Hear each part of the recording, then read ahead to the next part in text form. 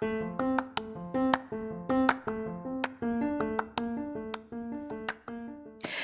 there, and welcome to the daily podcast where wisdom smacks us with kisses or love taps. I'm MichelleSpiva, a wisdom strengthening coach, your host, and practical priestess of wisdom. Mwah. Join us daily to gain wisdom and mental strength as we tackle innovative thinking, address emotional and behavioral life traps, and yes, provide you with some practical how to's to wrap it all up. So settle in or crank up the speed 2x, whatever gets your mental processes firing as we dive in. Stay tuned.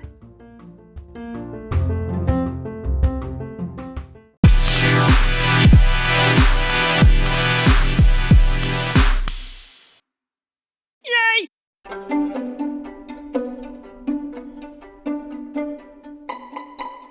So let me get this straight. You're drinking that coffee that passed through a cat? Hey, this is MichelleSpiva, your practical priestess of wisdom. I'm sorry, y'all. I'm just laughing about that whole cat coffee. Anyway, stick with me on the flip as we get to talking about how to create perceived value. Oh, yes, there is a way to do it. I'll see you on the flip.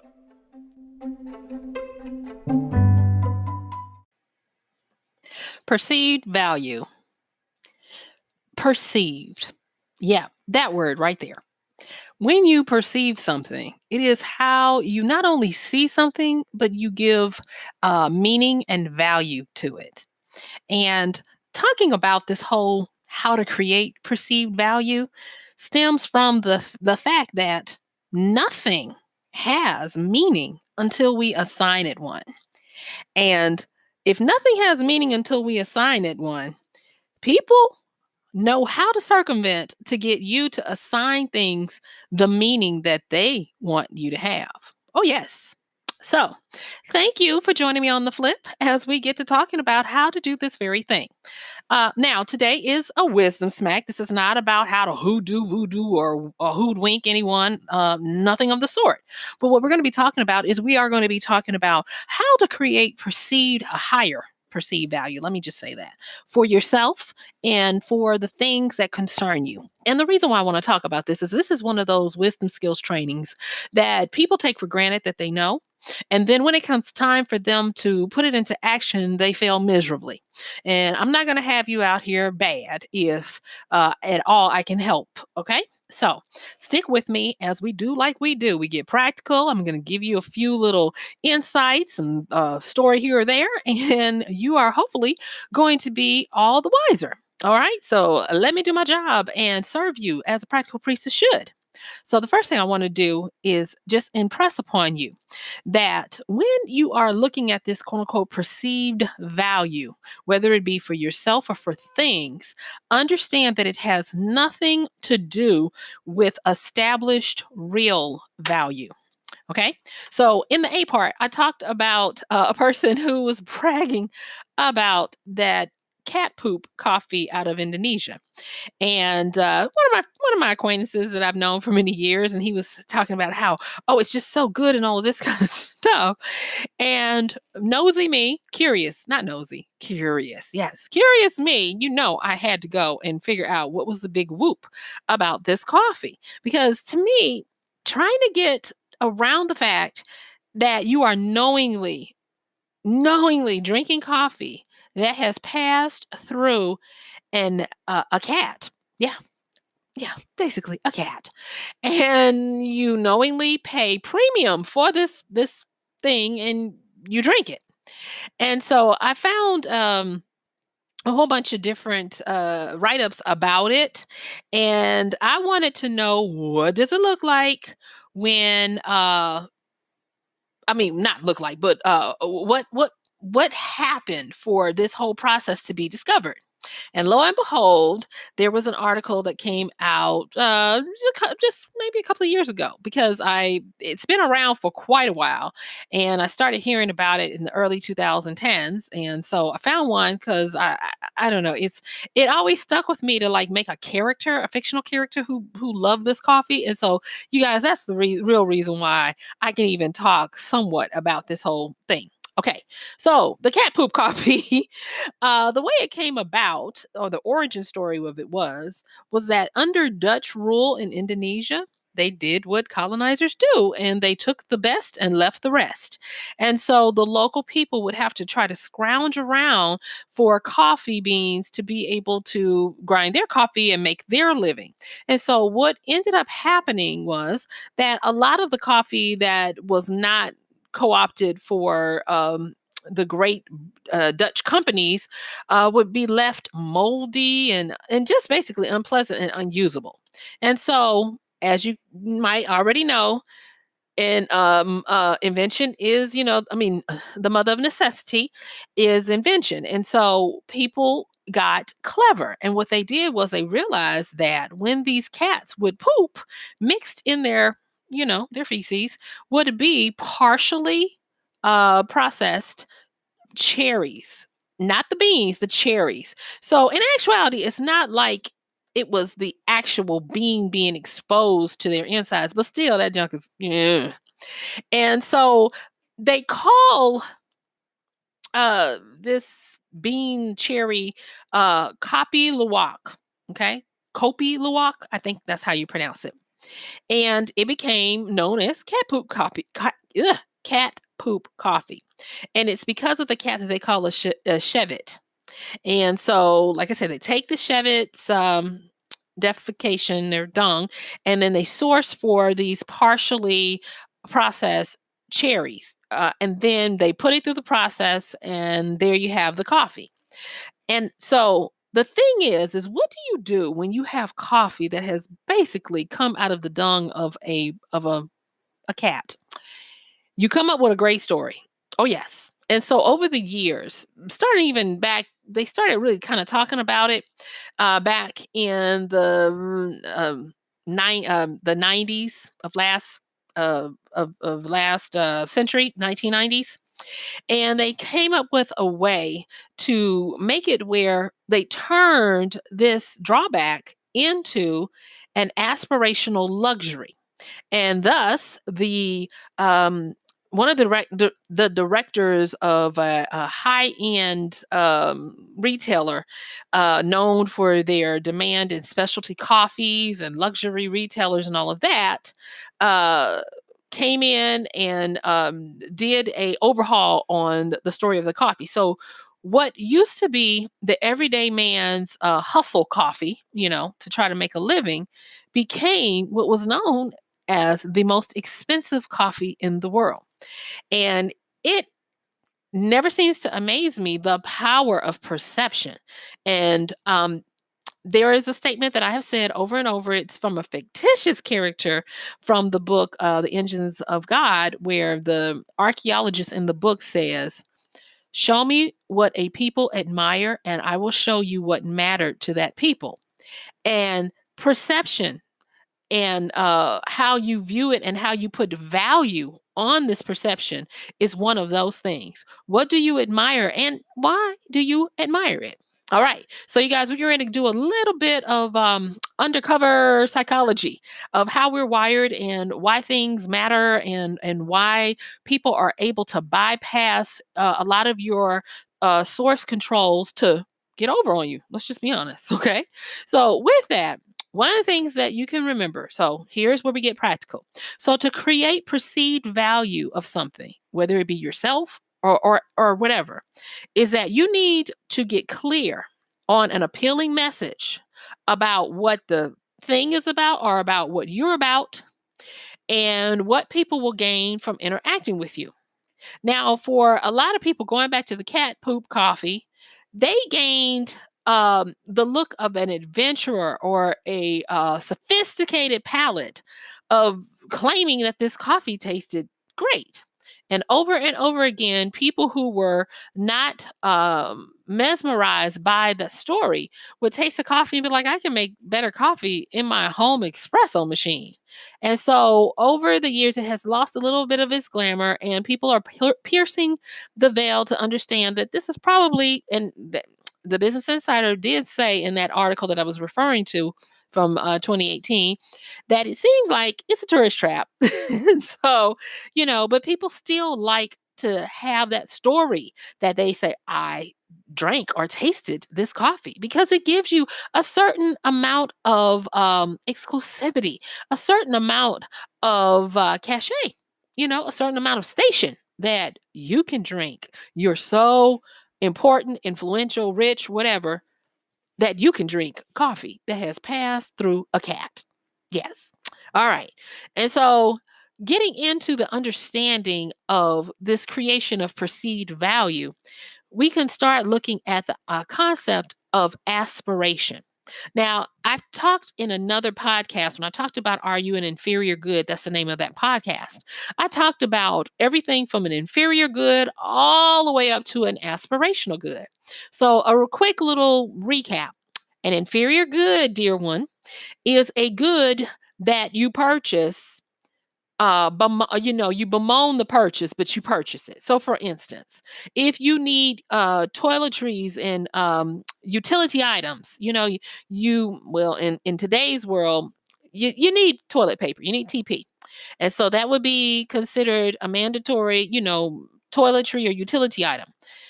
But say, for instance, you're running short on cash and you want the top brand. I'm talking about, you want that Charmin plush with the perfume all through it. And it's just silk, honey. It's wonderful. But your budget says that you need to have the toilet paper that's wrapped in one roll, that you can buy one roll at a time, and it's wrapped in tissue paper. And when you open it up, if you hold it up to the light real good, you can actually almost see the wood pulp dust in the paper still. That would be called an inferior good. And the reason why it's an inferior good is because as soon as someone is able to do better, they will. And so an inferior good is not going to have a high amount of perceived value. Okay. And it's not, you will know inferior goods because they tell no story, or they tell little story. And when I say they tell no story, especially if you look at the marketing and the packaging, and if you look at an inferior good, the inferior good is probably going to be in clear or white paper with black writing, and it's going to say toilet paper. Is basically, that's what it's going to say. There's no story there. But if you notice, the higher up you get on the line, all the way up to the consumer goods, to the brand names, to the aspirational products, the more and more you get up there, you notice that they'll start to have specified dedicated colors, logos. They will have mascots, jingles. And then the higher up you get, they will have stories and presentation. And it is because to create perceived value is to create a powerful story. Now, as a person versed in psychology and using it every day in what I do for a living and how I create story, I'm going to tell you this, that when we look at the psychology of what we're talking about, which would be consumer psychology, we look at how the brain processes interaction with a thing or a new concept.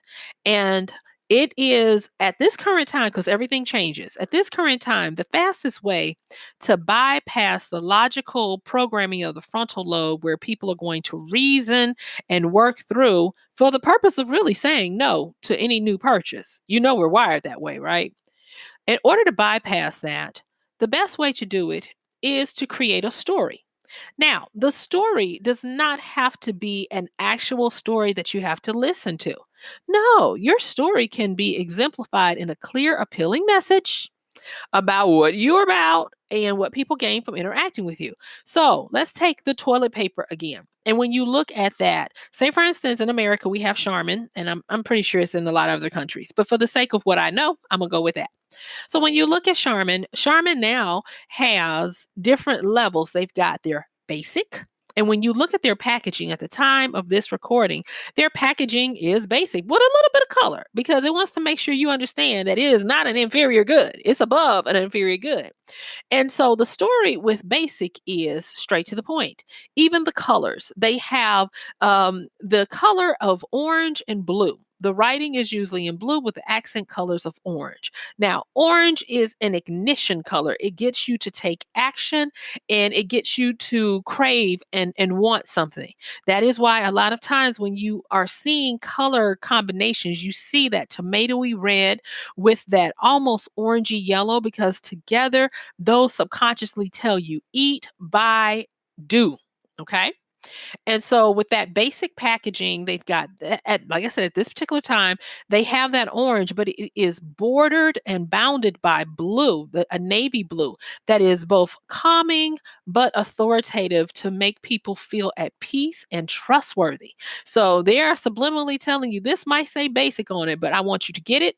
And I want you to appreciate and use it because it is worth more than we're charging you. And so people buy that. Then you move up to what Charmin is normally traditionally used to.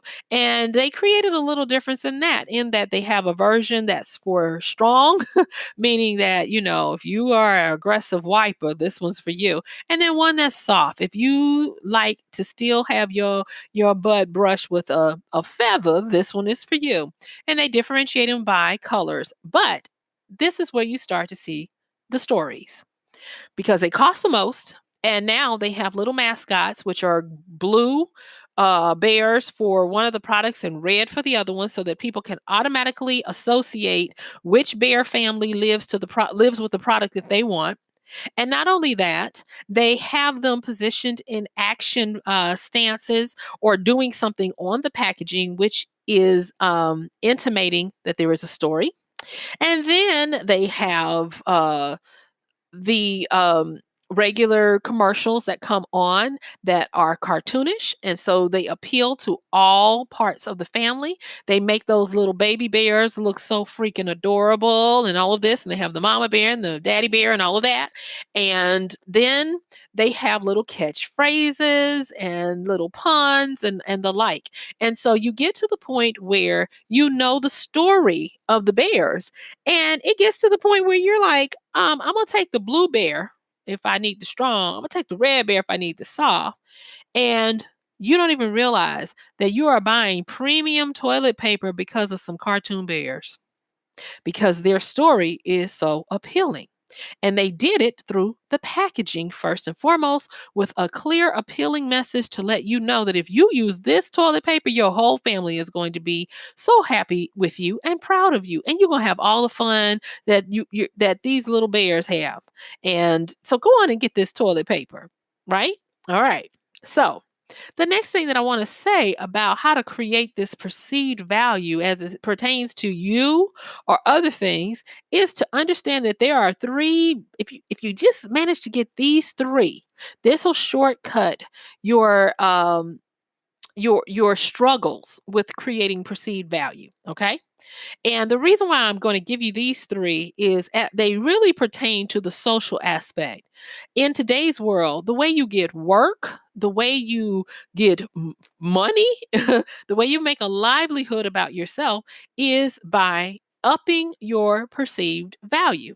And it, like yesterday when I talked about the ocean as a sea of people, it's the same thing. You are in this great sea and you have to find a way to stand out. And the best way to be able to stand out is by doing this, creating this perceived value. So here are three things. I'm actually going to give you more than that, but here are three that I want to make sure that you get. And so to be able to create perceived value where you are deemed highly valuable or what you do is deemed highly valuable, not first, but you want to make sure that you create admiration.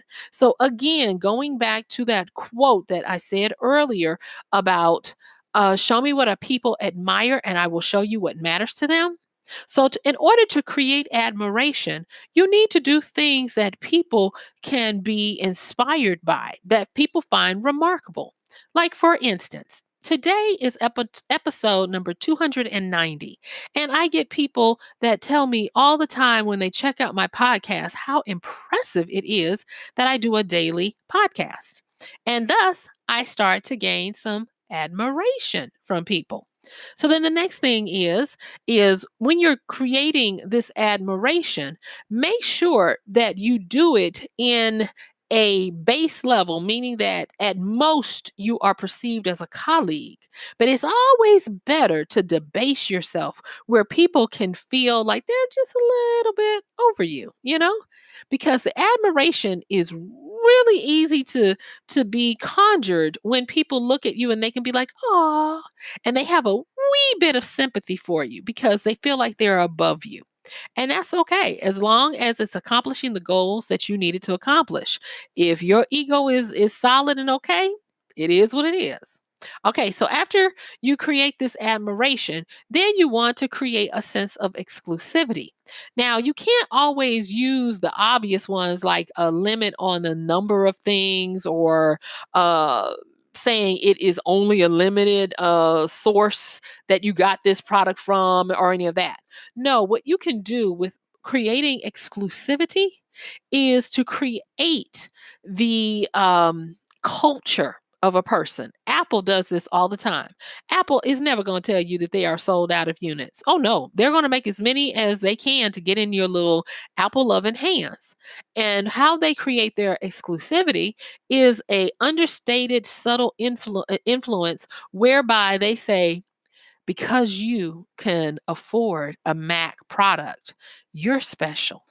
You understand quality and you're not just one of the regular gruff, rough peons. And so people stick their chests out a little bit when you see them with a Mac. And it was that the products were good and they continue to be good. But there is something about that inbred exclusivity that you are part of a certain culture that you have to aspire to get to. And that brings me to the third creation. So we just talked about creating admiration, then we talked about creating a sense of exclusivity, and then the next one is to create status and aspiration. Now, I could have said, put them separately, but status and aspiration go hand in hand. And of course, we've talked on this podcast about status and how important it is for people, whether you believe it to be so or not. Whenever you interact with someone or the concept of someone, something, you are always weighing it against yourself. There are a lot of people that don't realize that status is what rules their world. Have you ever had someone, or maybe it's you meet someone and subconsciously or otherwise, you find that you are lacking when it comes to them? You feel like they have an edge on you. And depending on how how you are situated in how you see your world, you could take it as they are snobbish or they are unlikable or they have a chip or whatever it might be. But then you can also look at it and say, well, this is something that I need to ask, I need to buckle up. You get convicted or you want to do better. You want to meet the challenge of being up to where they are. And so they might tend to inspire you. And so, depending on how you look at that, you're still working with a sense of status. And one of the things I will say is this: when you can appeal to people uh, by connecting the fact that being around you increases their status, you have done a great service in upping your perceived value. Also, with regards to the aspiration does not necessarily mean that you have to be at a station to be aspired to. Instead, you can use the connective power. You know how we've talked about the different types of power, and there is a power called connective power. And this connective power is going to be the great networker. This is going to be the person who knows everyone but claims to not have any power. But at any given time, they are a great gatekeeper to all your dreams. It's kind of like you look at these godfather types or godmother types where everybody knows them. They're in the industry, but not really in it. But they are part of the power, part of the movers and the shakers, and part of how things get done. And once you identify these types of people, you will find that by association, you are able to work off of their status to elevate you. and you are able to access a lot of the aspirational avenues that they control, patrol, or have the key to. So when you have people that you're like, you need to meet this person. If you meet this person and they like you, they will. And some people in the entertainment industry say they'll put you on, meaning that they will start to tout you to the power movers and shakers who are looking for the talent, looking for fresh meat, and all of those things. And so being able to know and operate in these three areas is going to be very powerful to help you with your perceived value. And so the next thing is that in order to work with someone and not convince them to give you money, but show them that it is a good thing to want to give you money.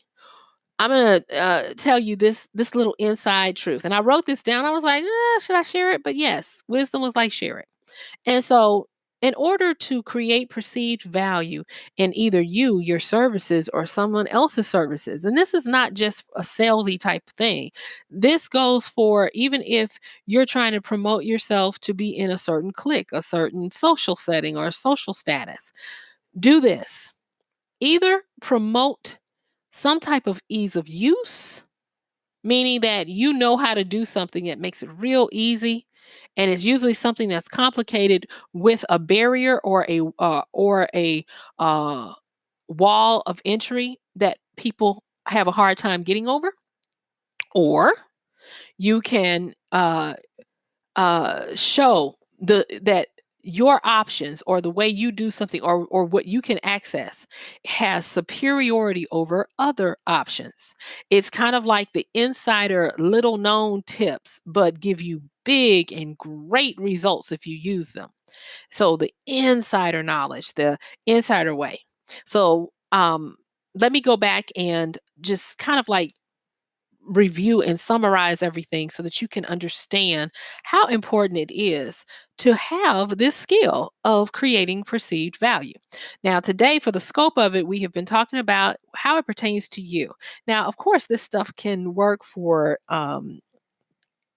products, it can work for services, and all of these other things. But suffice it to say that because we are ever growing, and this little ball, this little planet is so full of people, you have to get to the point where you can understand how to start tapping into your uniqueness, and not only tapping into it, but presenting it in a way where other people will find great value. All right, so in summary, understand that value is connected with meaning. And when people observe something or interact with it, we each have the power to assign meaning to what we take in. To enact perceived value is to short code or override a person's ability to assign an arbitrary meaning to what they see, aka you, your services, who you are, what you do. And so when you are working on creating perceived value, you are broadcasting to them and overriding what they would naturally assign to you, to assign something that you would want them to assign you as. And for most people, the higher, the better. Okay. Now, there's a time for everything. If you are a cat burglar, you want people to not even see you. So you you want to blend in and be as invisible as possible. But it still takes work, and it's still something that you need to work at. Okay. So once you've worked with the meaning of something, and understood that it is time for you to take power over this, the first thing that you are going to do is to get really clear on the message about who you are, what you're about, and what people can gain from interacting with you. If you are a comedian and you are here to help people laugh at or with you, or to help people open their eyes to see things in a bright new way, because a lot of comedians have very strong observation skills, then That's going to be you, and you're going to get clear about it with your message. And the next thing is understand that the best way to start creating and overriding the programming around perceived value and what matters to people is to get real proficient in story. So remember the toilet paper example. The lower or if something has non-existent story, it's doesn't have a high perceived value. The higher the value, the more intricate the story is, and the more pronounced it is, and whether it be packaging or otherwise. When people tell you that they dress to impress, what they are saying is, I am using my outer dress and how I carry myself as a tool to increase my perceived value. And understand that there are three main things that you can work on and create to strengthen the probability that your perceived value will be high. And those are, you want to create some kind of way for there to be admiration. You want to create a way for a person to feel exclusive. And then you want to create a way for status and aspirations to be either met or to be given the hope that they will be met. And then, as an aside, if you're working with something or a service or a good, or you're promoting something, two great ways to be able to build in this perceived value or translate it over to people successfully is to either promote its ease of use. Why is this so important? Because it's so easy. And you show automation, simplification, or syndication, and then you can also use the fact that it has superiority over the other options available, or you can tie that into aspiration, exclusivity, or you can tie it into something to be admired and sought after. So guess what? Yep, my time is up. I thank you for yours. This is Michelle Spiva, your practical priestess of wisdom, with another podcast.